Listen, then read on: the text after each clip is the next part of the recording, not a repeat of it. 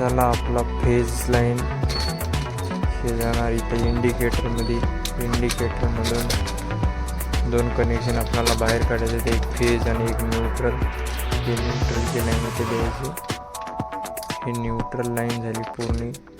आता ही फेज लाईनहून आपल्याला इथे छोटे छोटे लूप द्यायचे, इथून फेज कंट्रोल होणार.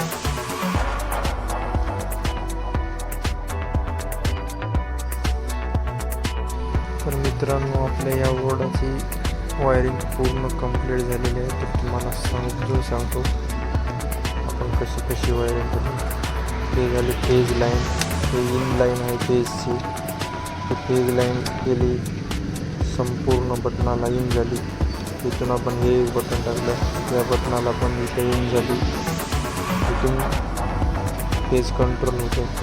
हे बटन चालू केलं की या 2 पिन सॉकेटमध्ये जातो व खालची फेज लाईन चालू केल्यानंतर या पूर्ण सॉकेटमध्ये एकेकाने जसं बटन चालू करा तसं फेज लाईन पोहोचणार.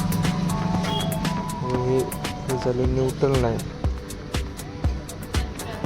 हे न्यूट्रल लाईन सर्व कॉमन करून टाकून दिलेले आहे आपण. हे 2 पिन आहे, हे सर्व न्यूट्रल लाईन इथून इथं गेले. तर हे सर्व न्यूट्रल लाईन बल्बांना पण पोहोचलेली आहे. अशा प्रकारे आपला बोर्ड कंप्लीट झाला आहे. तुम्ही घरबसल्या हा बोर्ड तयार करू शकता.